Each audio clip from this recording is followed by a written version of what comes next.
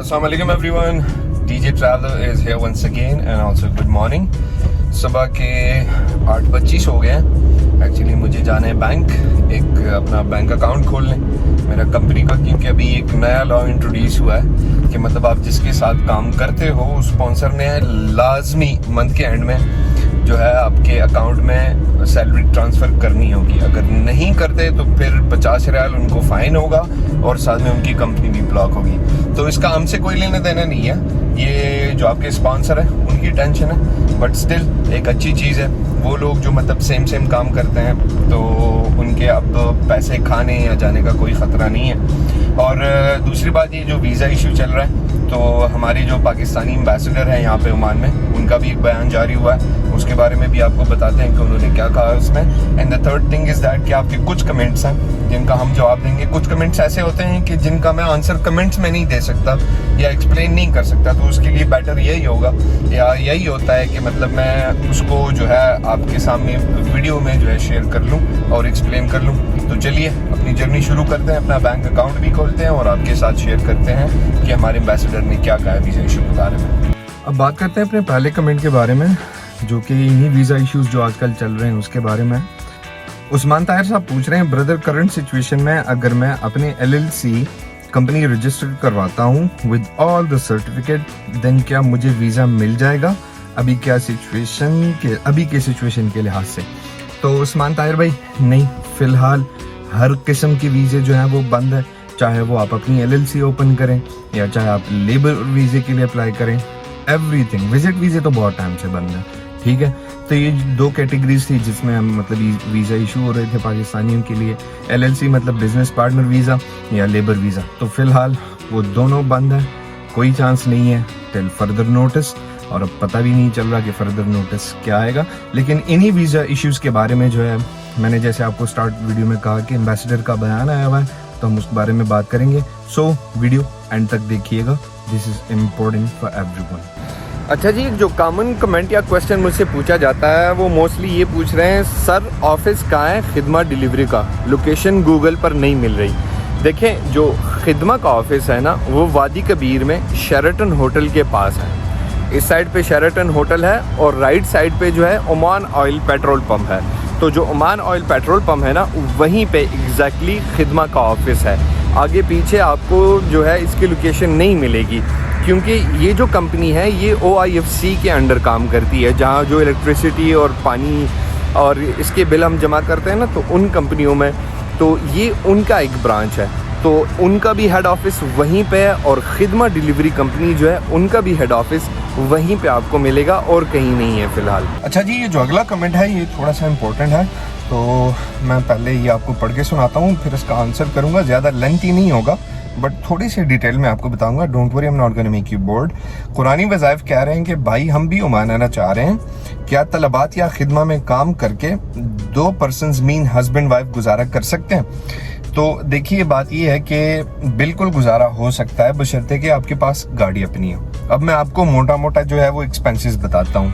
अगर for example आप यहाँ पे मस्कत की मैं बात कर रहा हूँ, अगर आप यहाँ पे फ्लैट लेंगे, ठीक है, तो आपको 100 रियाल में से कम मिल जाएगा, इससे कम तो नहीं होगा.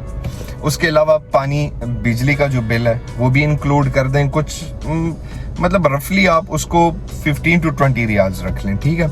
और उसके बाद फिर आपका खाने पीने का खर्चा या बाहर कहीं घूमने का व्हाटएवर, तो मतलब 160 से 170 रियाल ये आपके एक्सपेंसेस होंगे एवरी मंथ.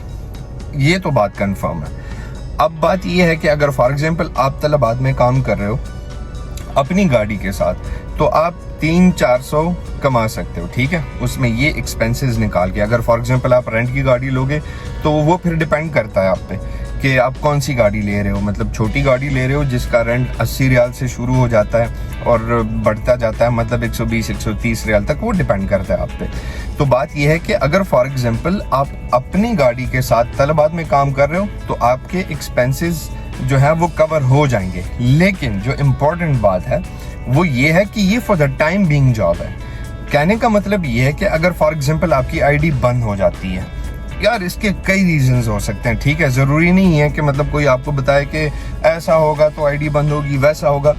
कुछ भी हो सकता है। अगर आपकी आईडी टर्मिनेट होती है, सस्पेंड हो तो फिर भी मतलब मैक्सिमम 1 वीक के लिए सस्पेंड हो जाती है, लेकिन किसी वजह से आपकी आईडी बंद हो गई, फिर आप क्या करेंगे? तो उसके लिए बैकअप जो है वो जॉब देखना या इस तरह कुछ सिस्टम करना वो ज़रूरी होता है। हाँ, 4, 5, 6 महीने अगर फॉर एग्जांपल आप इससे गुजारा कर सकते हो तो आप तलबात में जो है काम करके, खिदमा में इतना काम नहीं है, खिदमा भी नई कंपनी है, वो ज़्यादा राइडर्स को अभी आईडीज़ भी नहीं दे रहे क्योंकि उनके राइडर्स जो है वो अभी फ़िलहाल ज़्यादा हैं और काम उनका कम है, जिसकी वजह से उन्होंने अभी आईडी देना बंद कर दिए। हो सकता है इन द फ्यूचर उनका काम ज़्यादा हो तो वो फिर दोबारा जो है वो आइडिया देना स्टार्ट कर दें, लेकिन ये चीज़ माइंड में रखिएगा कि खुदा न खास्ता अगर आईडी बंद हो जाए तो फिर बैकअप प्लान क्या होगा। Just keep it in mind.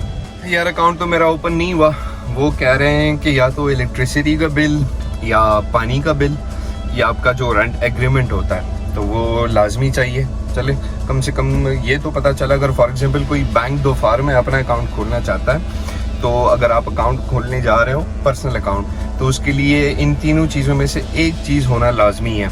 मतलब या तो आपके पास वाटर या इलेक्ट्रिसिटी का बिल होना चाहिए या एग्रीमेंट पेपर, जो आपका रेंट का एग्रीमेंट पेपर है। उसके अलावा आपका आईडी कार्ड और पासपोर्ट, और साथ में आपको जो आपकी कंपनी वो लेटर देगी ना, ये इस तरह का एक लेटर होता है जो मैंने टाइप किया हुआ है, ठीक है, उस पर स्टैम्प होना चाहिए कंपनी का।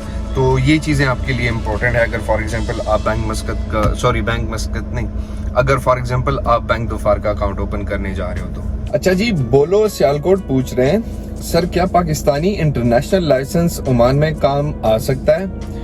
तो नहीं भाई, पाकिस्तान का किसी भी किस्म का लाइसेंस यहाँ पे नहीं चलता, ठीक है, और ये क्रेडिट भी हम लोगों को जाता है। पहले ऐसे सीन होता था कि अगर आपके पास पाकिस्तानी लाइसेंस है, आप यहाँ आते थे, आप एक्सचेंज करते थे, तो उसमें आपको ड्रम स्लोप जो है वो माफ हो जाता था, आपको जस्ट रोड की ट्राई देनी होती थी। लेकिन हम लोग हैं भाई, हमने इतने फेक लाइसेंस बनाए और इतने लोग लेके आए ना फेक लाइसेंस यहाँ पे।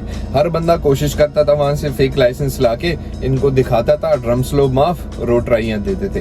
इनको पता चल गया, इन्होंने कहा भाई बाहर में जाओ, कोई माफी नहीं है। तो अगर आपके पास पाकिस्तान का किसी किस्म का भी लाइसेंस हो, आप यहाँ आएंगे तो आप स्टार्ट से जो है ट्राइयां देने शुरू करेंगे, मतलब ड्रम स्लोप, फिर उसके बाद रोड ट्राई। तो ऐसा कोई सीन नहीं है कि अगर आपके पास पाकिस्तान का इंटरनेशनल लाइसेंस है तो वो यहाँ रद्दी की टोकरी में फेंक दो सर, उसका कोई फायदा नहीं है यहाँ पर। अब बात करते हैं अपने मेन टॉपिक के बारे में, जो वीज़ा इशू चल रहे हैं उसके बारे में। जो हमारे एम्बेसडर ने बयान इशू किया है वो मैं आपको स्क्रीनशॉट भी डाल के देता हूँ। वो कहते हैं कि the ambassador of Pakistan to Oman Syed Naveed Safdar Bukhari said that the sultanate of Oman has tightened the issuance of new visas across all categories for Pakistani nationals। तो हमारे एम्बेसडर जो हैं वो ये बयान दे रहे हैं कि वो मान रहे हैं कि ओमान ने जो है वो पाकिस्तानियों को वीजे जो इशू कर रहे हैं उस प्रोसेस को टाइट किया हुआ है, ठीक है। Speaking on the visa issue, the ambassador admitted that they are working on this issue. Hopefully we will reach a solution soon, the ambassador said।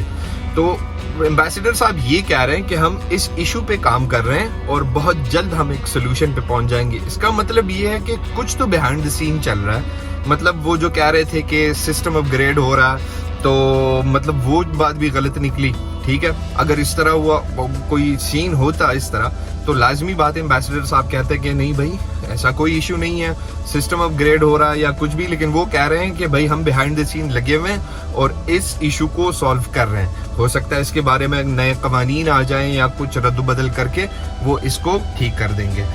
He also said that the Pakistani expats coming to Oman should always work on the right visas. Many times these visas are misused, he said, adding that there is nothing called Azad visa। तो ये तो हकीकत है कि भाई आज़ाद visa जो है ये कोई मतलब ऐसा कोई सीन है ही नहीं, बस एक सिस्टम है जो चल रहा है। मतलब अगर फॉर एग्जांपल मैंने अपने स्पॉन्सर से वीज़ा लिया हुआ है तो ना तो वो मुझे जॉब दिला सकता है ना वो मुझे काम पे रख सकता है, तो मतलब उसने मुझे फ्री हैंड दिया हुआ है कि कुछ गलत ना करूं, बाकी मैं मतलब हलाल कमा के कर सकता हूं। इसके बाद जो एक और चीज़ जो मेरे नज़र से गुजरी, और ये एक प्राइवेट न्यूज़ कंपनी है उनको ये बयान दिया हुआ है। I don't know who is it. ये कह रहे हैं x chairman of Pakistan social club. ये क्या होता है? I don't know. A.H. Raja said a lot of people come to Oman and visit visas. People coming to visit visas should not work and they should go back once their visas are expired, he said. तो बात तो ठीक है, यहाँ पे अभी भी बहुत से लोग ऐसे हैं जो विजिट वीजा पे आए हुए हैं और यहाँ जॉब्स कर रहे हैं, और इससे पहले भी बहुत से लोग आते थे, वो ओवरस्टे करते थे विजिट वीजा पे। लेकिन तकरीबन 3-4 साल से विजिट वीजा तो बंद है। मतलब ये तो ऐसी बात है कि फटे हुए डोल को बजाना। अभी तो इसका कोई फायदा नहीं है। फिलहाल इश्यू चल रहा है लेबर वीजा और LLC वीजा, बिजनेस पार्टनर जो वीजा है, वो किसी को इशू नहीं हो रहे। तो मेरे ख्याल से इस बयान का क्या लेना देना है इससे मुझे कोई आइडिया नहीं है, क्योंकि विजिट वीजा के बारे में तो कोई बात ही नहीं कर रहा, ना इसके बारे में कोई मतलब अपडेट आई हुई है। मुझे तो ऐसा कुछ नहीं लग रहा, लेकिन पता नहीं ये क्या है। X chairman of Pakistan social club, मुझे नहीं पता ये क्या चीज़ है। तो उन्होंने ये बयान दिया हुआ है जिसका ना कोई सर है ना पैर है। अच्छा जी, उजैर सईद ऑफिशियल ने पूछा है भाई बिरयानी 5 लोगों के कितने में बन जाती है? तो भाई अगर आप में से किसी को पता है तो उजैर भाई को बता दो यार कि मतलब 5 बंदों की बिरयानी कितने में बन जाती है। एनीवे, ये था आज का हमारा ब्लॉग। कुछ डिटेल्स जो आपसे मतलब शेयर करनी थी, और ऐसे कमेंट्स जिसका मतलब जवाब देना कमेंट में पॉसिबल नहीं है, उसको फर्दर एक्सप्लेन करना ज़रूरी होता है। तो मैंने सोचा उन कमेंट्स को भी शामिल करते हैं। बाकी हमारे एम्बेसडर, उनका बयान आया हुआ है कि भाई वो बिहाइंड द सीन जो है वो लगे हुए हैं और इस इशू को सॉल्व कर लेंगे। तो आई होप सो, क्योंकि मैं खुद भी वेट कर रहा हूँ। अपनी LLC जो है वो हमने स्टार्ट की थी बनानी और बीच में ही फंस गए, क्योंकि 20 जनवरी को जो है हमें ये बैड न्यूज़ मिल गई थी कि भाई पाकिस्तानियों के लिए सब कुछ ब्लॉक हो गया। तो it's kind of like a nightmare for me as well. And बहुत से लोग ऐसे होंगे कि जो आना चाहते हैं अपना बिजनेस पार्टनर वीज़ा लेके और यहाँ इन्वेस्टमेंट करना चाहते हैं, तो उनके लिए भी इशू होगा। At the end of the video एक पॉइंट जो मैं आपसे प्लीज़ मेंशन करना चाहता हूँ, ये ज़रूरी है।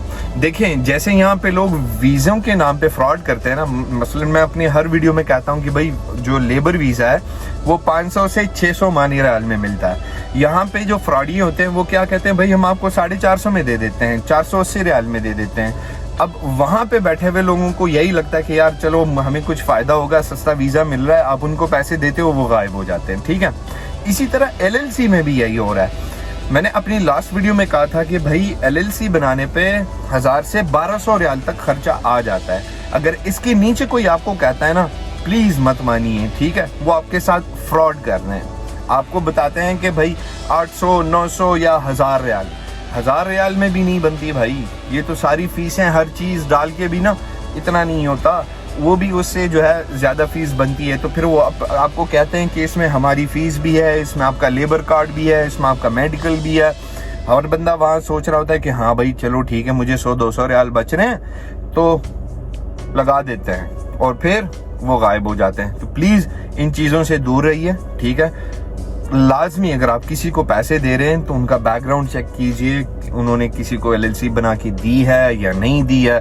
किसी के कमेंट्स पे मत जाइएगा। अभी मसलन मैं अपनी वीडियो बनाऊंगा, उसके नीचे 10 बंदों को कहूँगा कि यार इसमें पॉजिटिव कमेंट्स कर दूं कि मैं बहुत अच्छा हूँ, मैं बहुत अच्छा काम कर रहा हूँ, मैं जो कर रहा हूँ मतलब सब जेन्युइन है। तो इन चीज़ों पे मत जाइए, उनका बैकग्राउंड चेक कीजिए कि उन्होंने किसी को बना के दिए हैं या नहीं दिए हैं। एनीवे, अगर फॉर एग्जांपल कोई इशू या कोई बात ऐसी हो जो मुझसे रह गई हो और आपके माइंड में कोई क्वेश्चन हो, तो आप मुझे मेरे इंस्टा पे भी मैसेज कर सकते हैं, और आप कमेंट में भी मुझे मतलब अगर चाहें तो पूछ सकते हैं। I will reply, I will must reply. और अपनी दुआ में याद रखिएगा, इस चैनल का भी ख्याल रखें थोड़ा, क्योंकि मैं कल चेक कर रहा था 68% ऐसे लोग हैं जो वीडियोस देख रहे हैं और सब्सक्राइब नहीं किया। तो ये एक फ्री चीज़ है यार, सब्सक्राइब करना। प्लीज़ सब्सक्राइब द चैनल, और मिलते हैं अगली वीडियो में। Till then take a very good care of yourself. Bye bye.